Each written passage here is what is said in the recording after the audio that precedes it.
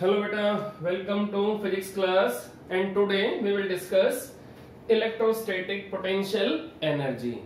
तो बेटा सबसे पहले हम टॉपिक का नेम लिखेंगे। टॉपिक का नेम है electrostatic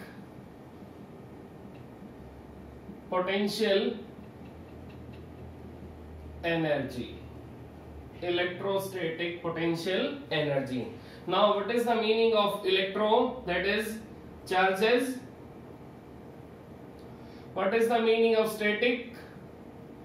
Rest. What is the meaning of potential energy? Energy gained by any object due to its position, in space.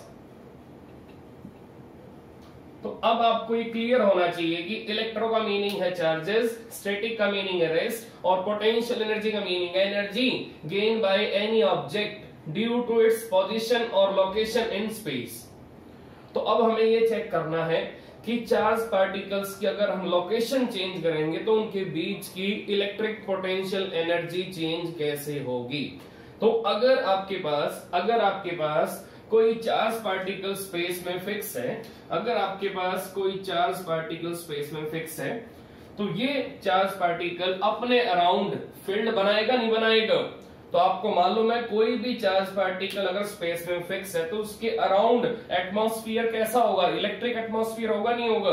तो इसके अराउंड बेटा इलेक्ट्रिक एटमॉस्फेयर बनेगा, उसका नेम होगा इलेक्ट्रिक फील्ड होगा, दैट इज इलेक्ट्रिक फील्ड। अब अगर इंफिनिटी पे हमारे पास एक Q नॉट चार्ज है, तो Q नॉट चार्ज के पास इंफिनिटी पे प्लस Q का पोटेंशियल कैसा होगा बेटा, प्लस Q का पोटेंशियल इनफाइनाइट डिस्टेंस पे बोलो बेटा क्या होगा।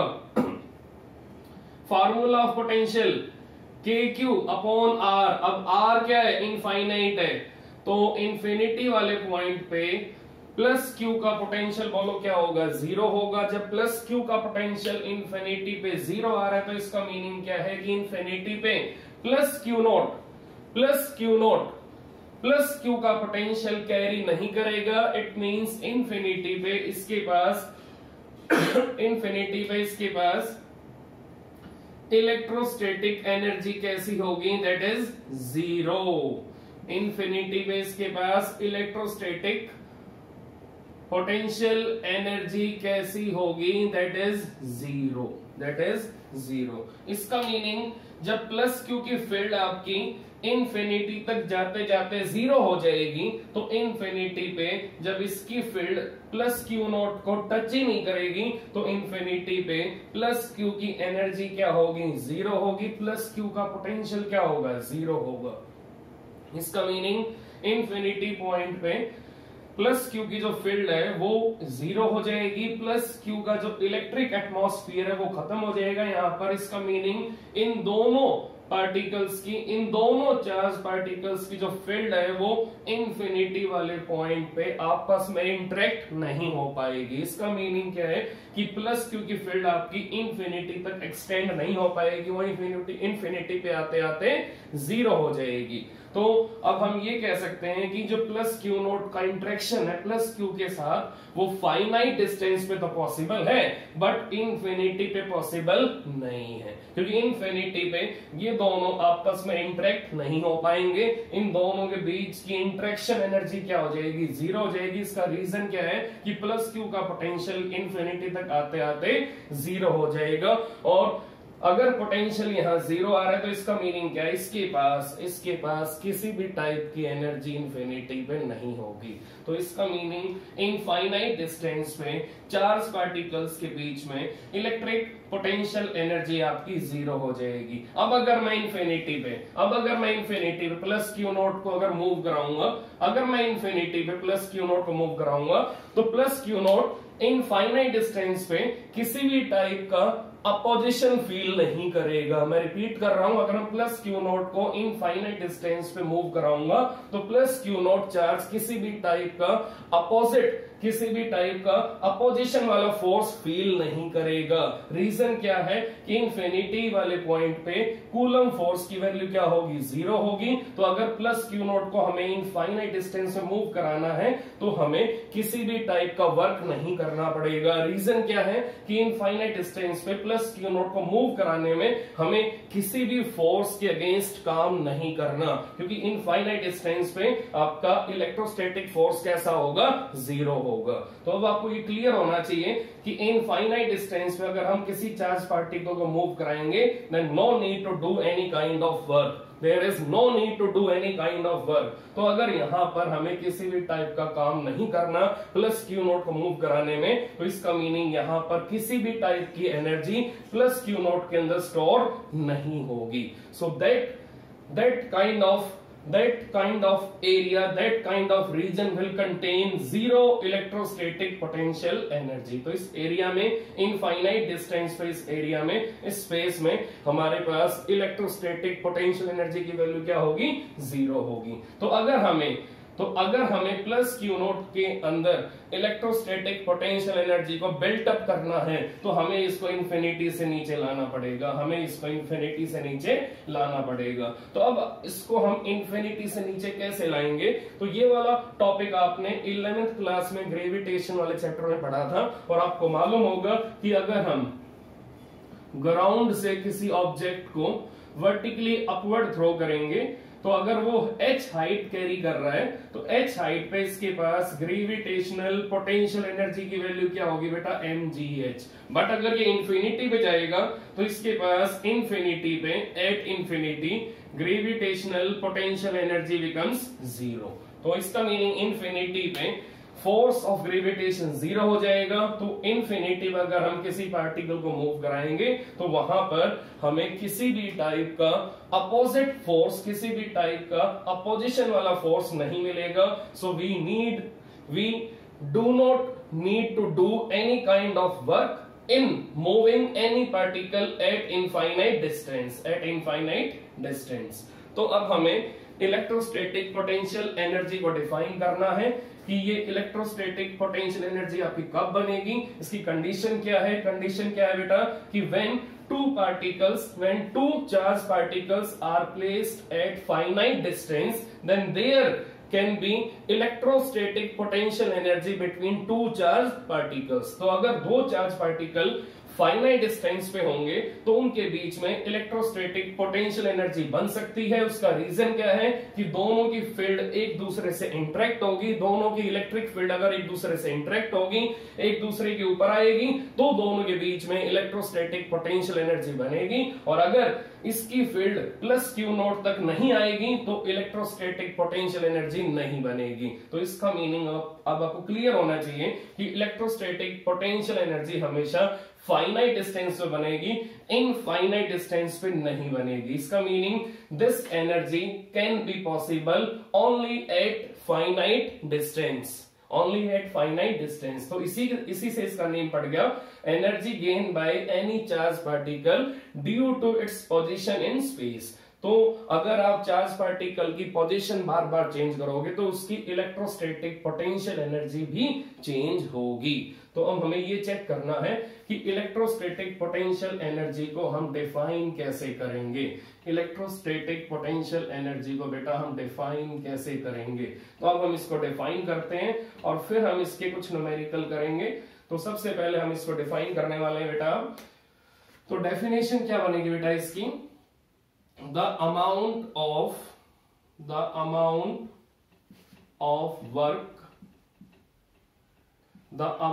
of work done in bringing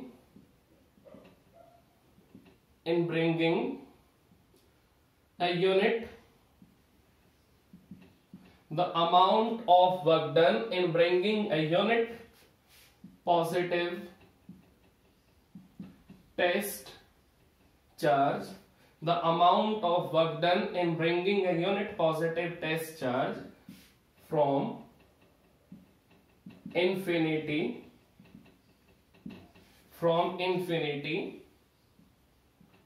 to a point in the field of in the field of other charge। तो मैं रिपीट कर रहा हूं, the amount of work done in bringing a unit positive test charge from infinity to a point in the field of other charge. इसका meaning हमें infinity से एक charge particle को लेके आना है, हमें इंफिनिटी से एक चार्ज पार्टिकल को लेके आना है, एक ऐसे पॉइंट पे लेके आना है जो किसी चार्ज की फील्ड के अंदर होगा। इसका meaning we have to bring a unit test positive charge from infinity to a point in the field of any other charge, in the field of any other charge। तो ये जो point है बेटा, the amount of work done in bringing a unit positive test charge from infinity to a point in the field of any other charge। तो ये point आपका किसी भी चार्ज की फील्ड के अंदर होना चाहिए, किसी भी चार्ज की फील्ड के अंदर होना चाहिए। अगर ये पॉइंट आपका किसी चार्ज की फील्ड के अंदर होगा तो हमारे पास इलेक्ट्रोस्टैटिक पोटेंशियल एनर्जी मिलेगी, हमारे पास इलेक्ट्रोस्टैटिक पोटेंशियल एनर्जी आएगी between two charge particles, one is main charge and other is unit positive test charge. तो हमें यूनिट पॉजिटिव टेस्ट चार्ज में और मेन चार्ज में दोनों के बीच में हमें इलेक्ट्रोस्टैटिक पोटेंशियल एनर्जी कब मिलेगी, जब ये आपका पॉजिटिव टेस्ट चार्ज इंफिनिटी से एक ऐसे पॉइंट पे आएगा जो किसी अदर चार्ज की फील्ड के अंदर होगा, जो किसी अदर चार्ज की फील्ड के अंदर होगा। So the amount of work done in bringing a unit positive test charge from infinity to a point in the field of any other charge, in the field of other charge. So that is definition of electrostatic potential energy. It means हमारे पास अगर space में plus Q charge है और हमारे पास infinity पे plus Q not है, तो अब हम प्लस क्यू नॉट को ए पॉइंट पे लेके आएंगे। अब चेक करो ए पॉइंट आपका किसकी फील्ड में है, ए पॉइंट आपका प्लस क्यू की फील्ड में लाई कर रहा है नहीं कर रहा है, चेक कर सकते हो आप।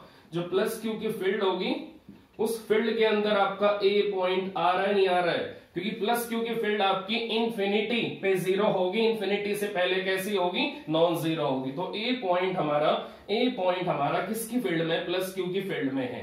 तो amount of work done in bringing plus Q naught from infinity to a point in the field of other charge, so that work done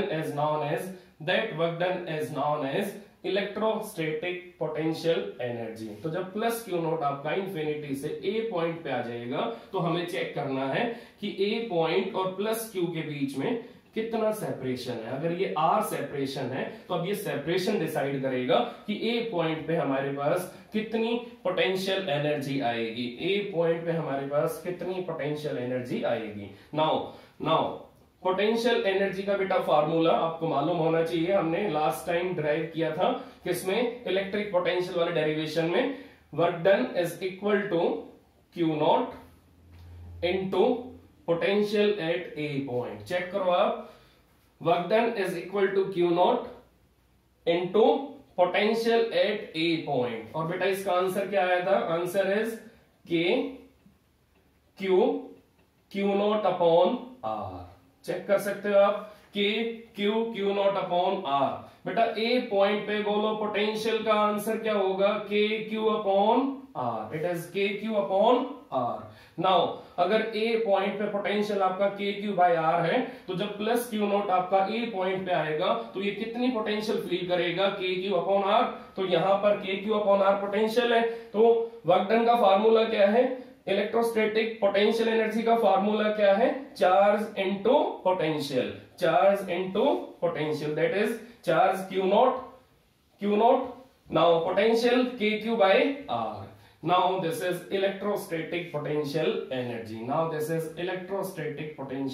energy.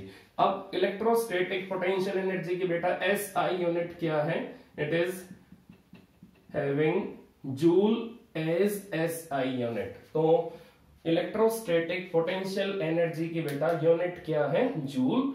SI system में हम इसको यूनिट कौन सी देते हैं, जूल देते हैं, तो ये इसकी एसआई यूनिट है। नाउ अब इलेक्ट्रोस्टैटिक पोटेंशियल एनर्जी आपकी पॉजिटिव कब होगी? जब ये दोनों चार्जेस कैसे होंगे? पॉजिटिव होंगे, या ये दोनों चार्जेस कैसे होंगे? नेगेटिव होंगे। अब ये एनर्जी आपकी नेगेटिव कब होगी? अब ये एनर्जी आपकी नेगेटिव कब होगी? जब दोनों चार्जेस कैसे होंगे?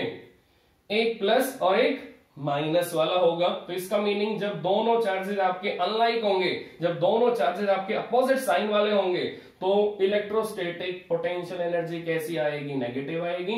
और जब दोनों चार्जेस आपके एक ही साइन वाले होंगे, जब दोनों चार्जेस आपके लाइक चार्जेस होंगे, तो उस केस में आपकी इलेक्ट्रोस्टैटिक पोटेंशियल एनर्जी कैसी आएगी? पॉजिटिव आएगी। तो आपको ये हमेशा माइंड में रखना है कि अगर दोनों चार्जेस आपके सेम साइन वाले होंगे तो इलेक्ट्रोस्टैटिक पोटेंशियल एनर्जी कैसी आएगी? पॉजिटिव। और अगर दोनों चार्जेस का साइन अलग अलग होगा, दोनों चार्जेस का साइन अपोजिट होगा, तो उस केस में इलेक्ट्रोस्टैटिक पोटेंशियल एनर्जी कैसी आएगी? आपकी नेगेटिव आएगी। तो इसको बोलेंगे रिपल्सिव इलेक्ट्रोस्टैटिक पोटेंशियल एनर्जी, और इसको बोलेंगे अट्रैक्टिव इलेक्ट्रोस्टैटिक पोटेंशियल एनर्जी। तो अब हमें ये क्लियर हो चुका है कि इलेक्ट्रोस्टैटिक पोटेंशियल एनर्जी किससे बनेगी? Due to change in position of plus Q naught from infinity to a point A. तो जब प्लस क्यू नॉट की पोजीशन को आप चेंज करोगे, जब ये प्लस क्यू नॉट किसी चार्ज के फील्ड में आएगा, तो यहां पर आने के बाद इन दोनों चार्जेस के बीच में क्या बनेगी? इलेक्ट्रोस्टैटिक पोटेंशियल एनर्जी बनेगी। तो अगर इस पॉइंट को अगर आप इंफिनिटी पे लोगे, तो इंफिनिटी पे आने के बाद यहां पर हमारे पास इलेक्ट्रोस्टैटिक पोटेंशियल एनर्जी की वैल्यू क्या मिलेगी? 0 मिलेगी। आप चेक कर सकते हो कि अगर R आपका इनफाइनाइट होगा तो W की वैल्यू क्या हो जाएगी? W की वैल्यू 0 हो जाएगी। इसका meaning electrostatic potential energy will be 0 eight infinite distance away from plus Q. तो अगर हमारा पॉइंट प्लस क्यू से इनफाइनाइट डिस्टेंस पे होगा, तो उस पॉइंट पे हमारे पास इलेक्ट्रोस्टैटिक पोटेंशियल एनर्जी की वैल्यू क्या होगी? 0 होगी। तो इन दोनों चार्जेस के बीच में जो इंटरेक्शन से एनर्जी बनेगी, वो एनर्जी हमेशा कब पॉसिबल होगी? जब दोनों के बीच में डिस्टेंस कैसा होगा? फाइनाइट होगा। और अगर डिस्टेंस इनफाइनाइट होगा तो इन दोनों के बीच में इलेक्ट्रोस्टैटिक पोटेंशियल एनर्जी 0 हो जाएगी। तो ये आपको क्लियर होना चाहिए। तो ये आपको बिल्कुल क्लियर होना चाहिए। जैसे ग्रेविटेशन में अगर आप इंफिनिटी पे खड़े हो तो आपको ग्राउंड का पुलिंग फोर्स बिल्कुल भी फील नहीं होगा, आपको ग्राउंड की ग्रेविटेशनल पोटेंशियल एनर्जी बिल्कुल भी नहीं मिलेगी। और अगर आप इंफिनिटी से नीचे आओगे तो आपको ग्राउंड का पुलिंग फोर्स फील होना स्टार्ट हो जाएगा और आपको ग्राउंड की ग्रेविटेशनल पोटेंशियल एनर्जी मिलनी स्टार्ट हो जाएगी। इसका मीनिंग क्या है? You will have gravitational potential energy at finite distance away from earth. उसी टाइप से plus Q naught will have electrostatic potential energy when it is at finite distance away from plus q charge। तो अब हम बेटा check करते हैं कि electrostatic potential energy की जूल के अलावा कोई और यूनिट है या नहीं है। Yes, it has another unit different from joule, that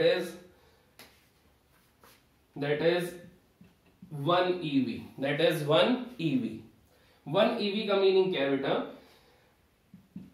1 electron volt.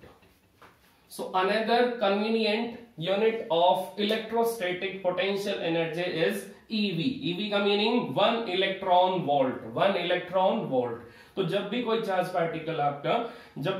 Particle आपका किसी पोटेंशियल डिफरेंस के अंडर एक्सेलरेट करेगा या डी एक्सेलरेट करेगा, तो वहां जो वो एनर्जी लॉस करेगा या गेन करेगा, तो उस एनर्जी को हम इलेक्ट्रॉन वोल्ट वाली यूनिट से मेंशन करेंगे। तो आपको ये मालूम होना चाहिए कि जब भी कोई चार्ज पार्टिकल आपका under any potential difference accelerate करेगा या डी एक्सेलरेट करेगा, तो वहां पर जो एनर्जी वो गेन करेगा या लॉस करेगा, तो उस एनर्जी को हम किस यूनिट से मेंशन करेंगे, किस यूनिट से हम उसको लिखेंगे? That is with EV. EV means convenient unit of potential energy in case of acceleration or deceleration of charge particle under potential difference। तो अब 1 eV को आप कैसे डिफाइन करोगे? 1 eV is equal to 1.6 into 10⁻⁻19 coulomb into 1 volt. तो बेटा इसका meaning क्या है? 1 eV is the energy gain or loss by electron when it is moving under 1 volt potential difference। 1 volt potential difference। तो हम क्या बोलेंगे? The kinetic energy gain or loss by electron when it has motion under 1 volt potential difference। under 1 volt potential difference।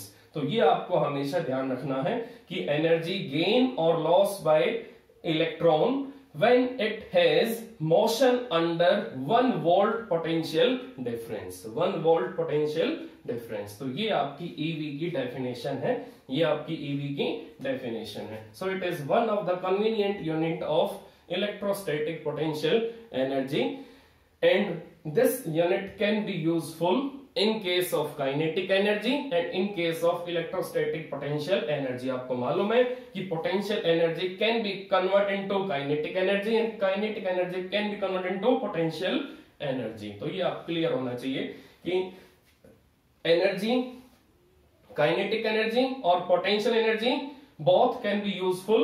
Now kinetic energy gain or loss by electron under 1 volt potential difference is known as 1 eV, 1 electron volt is known as 1 electron volt। तो हम बोलेंगे when an electron is accelerated or deaccelerated under 1 volt potential difference, the energy gained by electron or energy lost by electron is equal to 1 electron volt, is equal to 1 electron volt। तो बेटा अब हम check करते हैं कि electrostatic potential energy आपकी different cases में किस टाइप से अपीयर होगी। अभी चेक करते हैं डिफरेंट केसेस में किस टाइप से अपीयर होगी। अगर हम केस नंबर 1 लेंगे, अब हम यहां निकालेंगे electrostatic potential energy in field free space.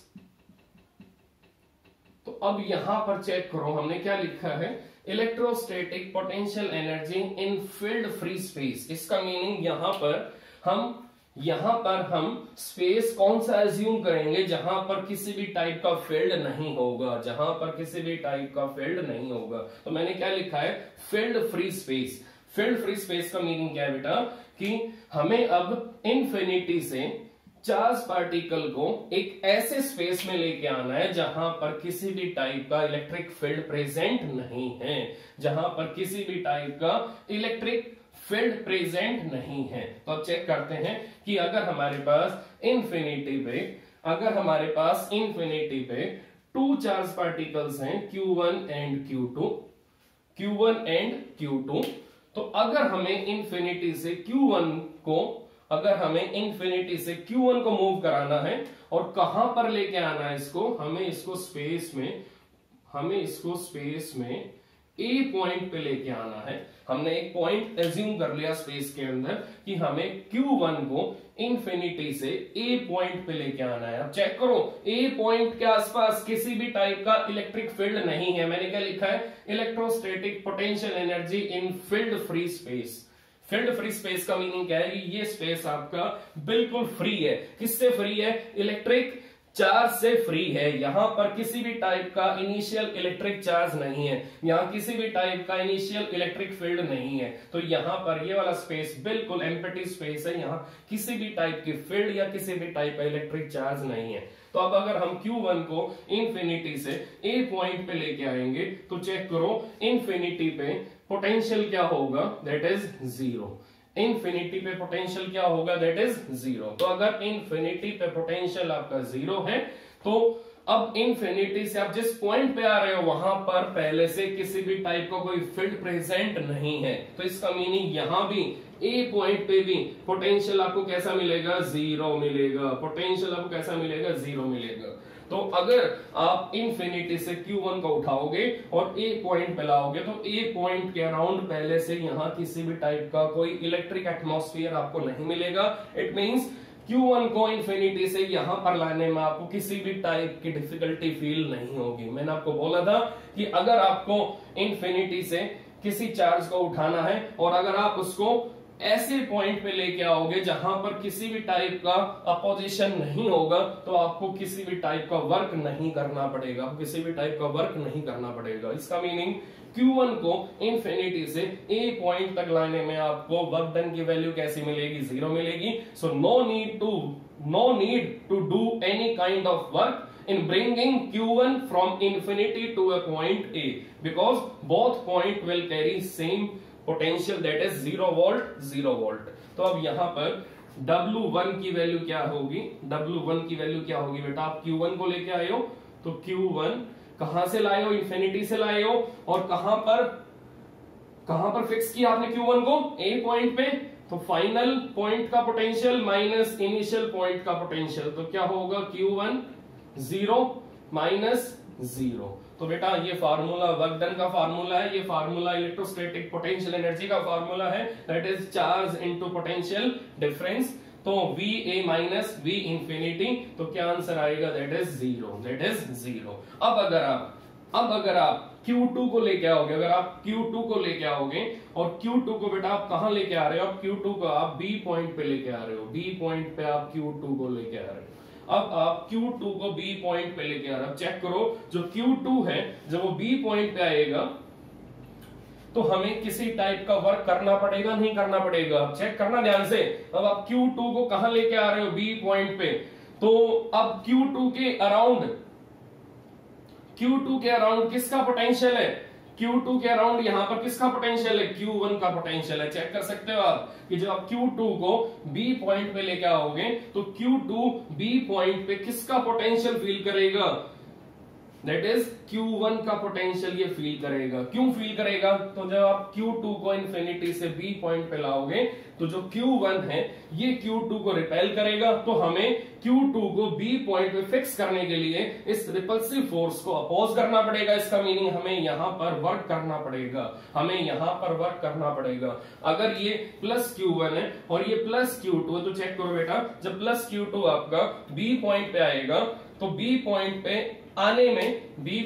आने में इसको Q1 का रिपल्सिव फोर्स मिलेगा, नहीं मिलेगा? रिपल्सिव फोर्स मिलेगा। तो अगर Q1 का रिपल्सिव फोर्स Q2 को मिलेगा तो हमें Q2 को इन्फिनिटी से B पॉइंट पे लाने में वर्क डन करना पड़ेगा, नहीं करना पड़ेगा? So we have to do work against electrostatic repulsive force of Q1 on Q2। तो हमें यहां पर Q2 को अगर B पॉइंट पे लाना है तो हमें प्लस Q1 के रिपल्सिव फोर्स को अपोज करना है। तो अगर हम इसके रिपल्सिव फोर्स को अपोज करेंगे तो Q2 को हम इन्फिनिटी से B पॉइंट पे ला पाएंगे। तो अब चेक करो, जब Q2 आपका B पॉइंट पे आ जाएगा, B पॉइंट पे फिक्स हो जाएगा, तो Q2 और Q1 के बीच में जो डिस्टेंस है, अगर ये R है, अगर ये डिस्टेंस आपका R है, तो इस फाइनाइट डिस्टेंस पे इन दोनों के बीच में इलेक्ट्रोस्टैटिक पोटेंशियल एनर्जी बनेगी या नहीं बनेगी? तो अगर इन दोनों के बीच में फाइनाइट डिस्टेंस है तो यहां पर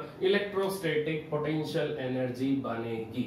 तो बेटा मैं रिपीट कर रहा हूं, लास्ट कॉन्सेप्ट है कि अगर Q2 को आप इन्फिनिटी से Q1 की फील्ड में लाओगे, Q1 की जो फील्ड है, अगर आप Q1 की फील्ड में Q2 को लेके आओगे तो जो Q1 की फील्ड है वो Q2 को यहां से रिपेल करना चाहेगी। तो अगर हमें Q2 को अंदर लेके आना तो हमें इस रिपल्सिव इलेक्ट्रोस्टैटिक फोर्स को अपोज करना पड़ेगा। तो हमें यहां पर रिपल्सिव इलेक्ट्रोस्टैटिक फोर्स के अगेंस्ट काम करना पड़ेगा। अब वो काम किस नेम से फेमस होगा?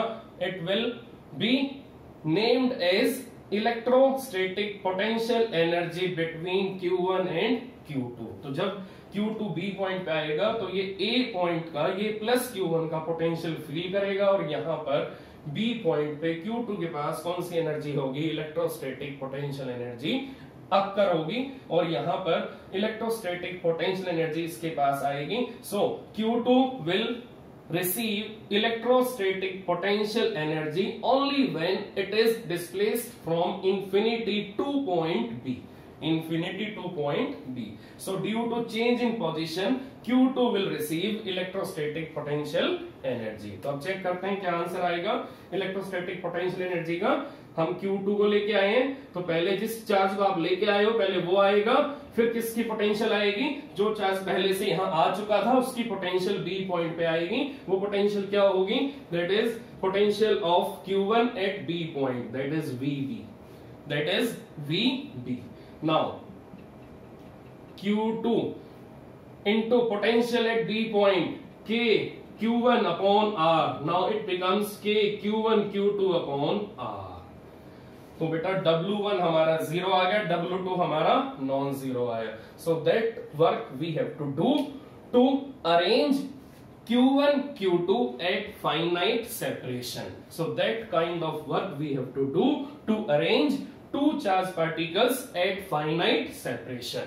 सो इनिशियली दोनों कहां थे, इंफिनिटी पे थे, और फाइनली अब दोनों के बीच में सेपरेशन कैसा आ चुका है, फाइनाइट सेपरेशन आ चुका है। तो इस फाइनाइट सेपरेशन पे इन दोनों के बीच में जो इंटरेक्शन है, इन दोनों के बीच में जो अटैचमेंट है, वो एनर्जी कौन सी है, that is K Q1 Q2 upon R, K Q1 Q2 upon R। तो ये बेटा मैंने केस डिस्कस कौन सा किया, electrostatic potential energy in field free space, in field free space. तो इस टाइप से हम इलेक्ट्रोस्टैटिक पोटेंशियल एनर्जी को डिस्कस करते हैं when we are bringing charges one by one in field free space. तो अब नेक्स्ट केस कौन सा है कि अगर पहले से ही यहाँ पर एक्सटर्नल फील्ड प्रेजेंट हो, तो उस केस में इलेक्ट्रोस्टैटिक पोटेंशियल एनर्जी हमें कैसे मिलेगी, उस केस में हमें इलेक्ट्रोस्टैटिक पोटेंशियल एनर्जी कैसे मिलेगी, अभी चेक करते हैं बेटा। उस केस में हमें इलेक्ट्रोस्टैटिक पोटेंशियल एनर्जी कैसे मिलेगी। नाउ बी केस कौन सा है, case number B, electrostatic potential energy in external field, in external field.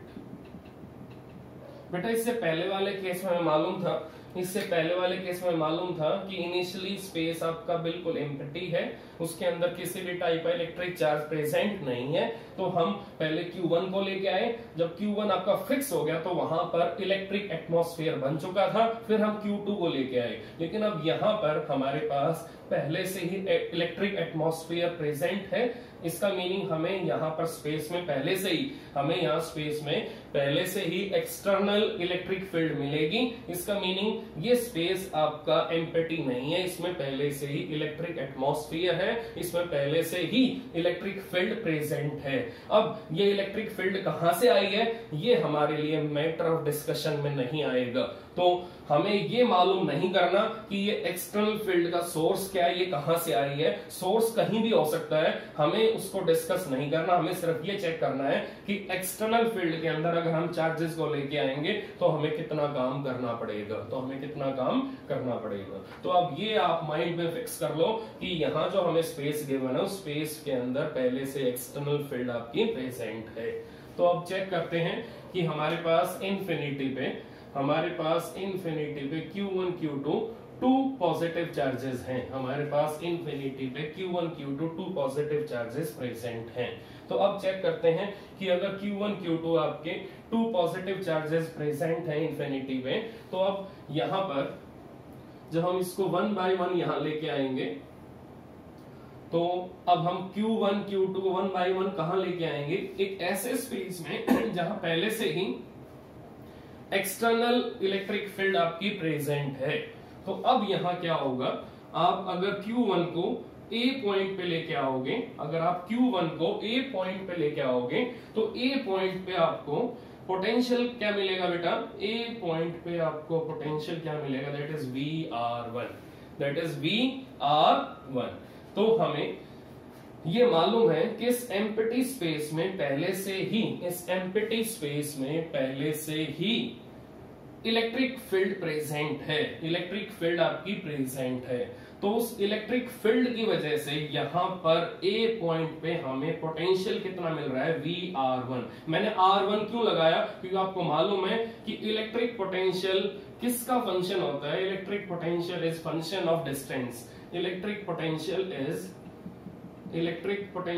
Is function of distance, function of distance. ये डिस्टेंस के साथ चेंज होता रहता है। इसका मीनिंग जो ओरिजिन है वो कहीं भी हो सकता है, हमें उसको डिस्कस नहीं करना, बस हमें ये मालूम है कि ए पॉइंट पे हमें पोटेंशियल क्या मिल रहा है, that is VR1, that is VR1। तो अब चेक करो कि जब हम Q1 को ए पॉइंट पे लेके आएंगे तो हमें यहां ए पॉइंट पे कितना पोटेंशियल मिल रहा है, that is VR1, that is VR1। तो अब यहां पर ए पॉइंट पे जब Q1 को फिक्स करोगे आप तो हमें कितनी इलेक्ट्रोस्टैटिक पोटेंशियल एनर्जी मिलेगी बेटा, K Q1 सॉरी बेटा पहले Q1 आएगा, Q1 into VR1, equation number 1, Q1 into VR1, V is the function of distance, V is the function of distance। इसका मीनिंग ओरिजिन से ये पॉइंट आपका, ओरिजिन का मीनिंग जहां पर आपका एक्सटर्नल चार्ज पहले से प्रेजेंट है, जिससे आपकी एक्सटर्नल इलेक्ट्रिक फील्ड यहां बनी हुई है, तो वहां से लेकर ए पॉइंट तक का मैंने डिस्टेंस क्या एज्यूम कर लिया, that is R1, that is R1। ठीक है, तो अब W1 की वैल्यू क्या होगी, Q1 into potential present at A point. अब मैं Q2 को लेके आऊंगा बेटा, अब मैं Q2 को लेके आऊंगा, अब मैं Q2 को कहां लेके आ रहा हूं, अब मैं Q2 को B पॉइंट पे लेके आ रहा हूं, अब मैं Q2 को B पॉइंट पे लेके आ रहा हूं। B पॉइंट पे बेटा पोटेंशियल कितना प्रेजेंट है, that is VR2, that is VR2।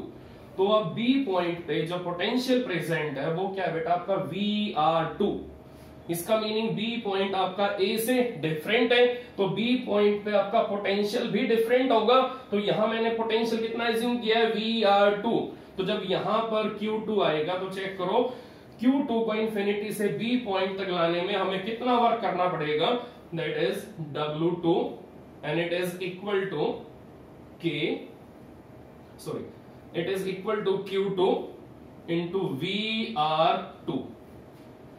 W1 Q1 VR1, W2 Q2 VR2। Formula क्या बेटा, charge into potential at A point, charge into potential at B point. तो बेटा अब ए और बी को हम Q1 Q2 को ए और बी पॉइंट पे ला चुके हैं, तो अब Q1 Q2 आपके ए और बी पॉइंट पे आ चुके हैं। तो अब Q1 और Q2 एक्सटर्नल फील्ड में आ चुके हैं, तो हमें इनको लाने में कितना वर्क करना पड़ा, that is W1 Q1 VR1, W2 Q2 VR2। बेटा अब एक टर्म और भी आएगी, अब Q1 Q2 आपस में भी इंटरेक्ट होंगे, अब ये Q1 Q2 आपस में भी इंटरेक्ट होंगे। अब अगर Q1 Q2 के बीच में सेपरेशन R है, अगर इन दोनों के बीच में सेपरेशन R है, तो इसका मीनिंग क्या है, Q2 किसकी फील्ड को फील करेगा, Q1 की फील्ड को फील करेगा।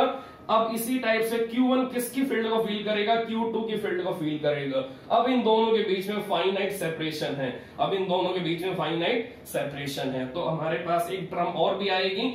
नाउ नंबर 1 टर्म क्या आई थी, work done in bringing Q1 in external field at point A. Now work done in bringing Q2 in external field at point B. अब इन दोनों का भी इंटरेक्शन होगा, तो इन दोनों की इंटरेक्शन वाली टर्म क्या आएगी, W12, that is K Q1 Q2 upon R, that is K Q1 Q2 upon R। इसका मीनिंग अब इस स्पेस में हमारे पास 2 चार्जेस प्रेजेंट हैं, Q1 Q2। सबसे पहले इंडिविजुअल लेवल पे Q1 ने किसका पोटेंशियल फील किया, Q1 ने एक्सटर्नल फील्ड का पोटेंशियल यहां फील किया, फिर Q2 ने एक्सटर्नल फील्ड का पोटेंशियल यहां फील किया VR2, इसने फील किया VR1। फिर जब ये दोनों फाइनाइट सेपरेशन पे आ जाएंगे तो ये दोनों एक दूसरे का पोटेंशियल भी फील करना स्टार्ट कर देंगे, तो उसके बाद इन दोनों के बीच की इलेक्ट्रोस्टैटिक पोटेंशियल एनर्जी भी आ जाएगी। अब बोलो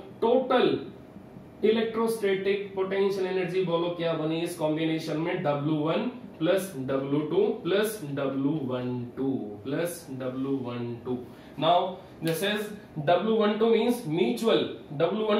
mutual electrostatic potential energy। तो W12 आपकी इन दोनों चार्जेस की म्यूचुअल इलेक्ट्रोस्टैटिक पोटेंशियल एनर्जी है।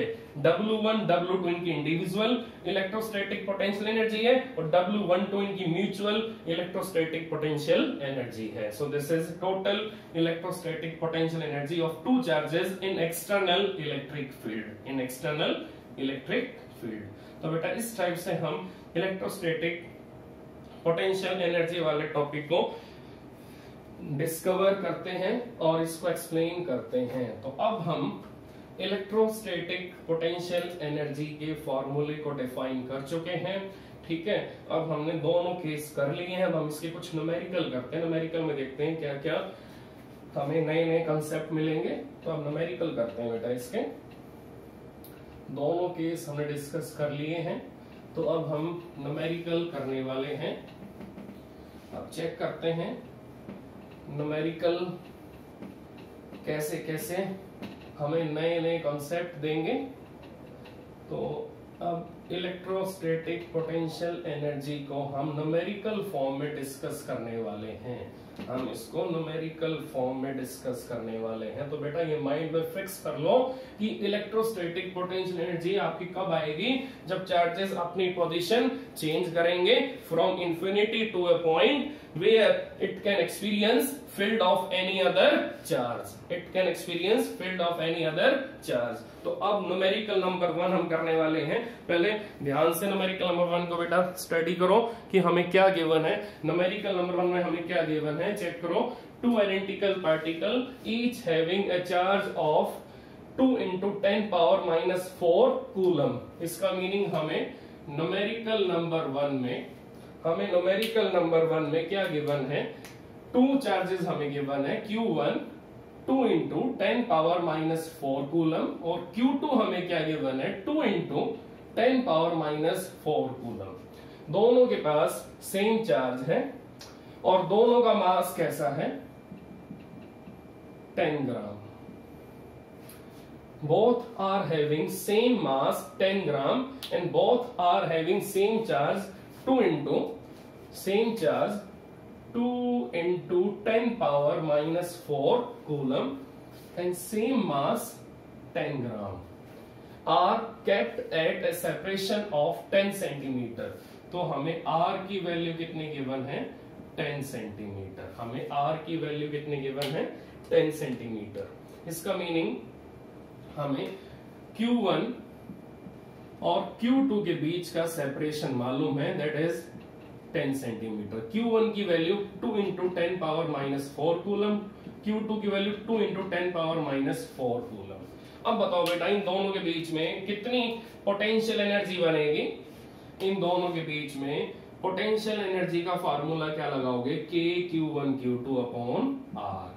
9 × 10⁻⁹ into 4 into 10⁻⁸।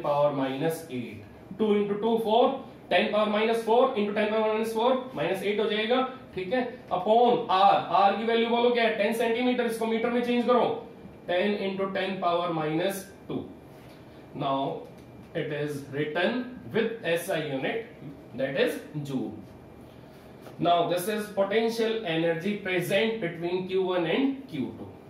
This is electrostatic potential energy present between these two charges now and then released। हमने इन दोनों को यहां प्रॉपर वे से फिक्स किया और फिर इनको यहां से रिलीज किया।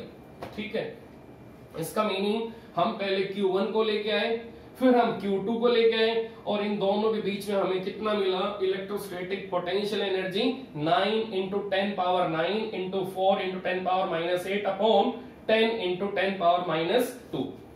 तो ये इलेक्ट्रोस्टैटिक पोटेंशियल एनर्जी हमें Q1 Q2 के बीच में मिली। अब हम इनको फ्री छोड़ रहे हैं, अब हम इनको फ्री कर रहे हैं, इनको हम रिलीज कर रहे हैं दोनों को। तो अब इनके ऊपर किसी भी टाइप का बाउंडेशन नहीं है, अब ये दोनों फ्री हैं। जब ये फ्री हैं तो दोनों एक दूसरे से रिपेल होंगे।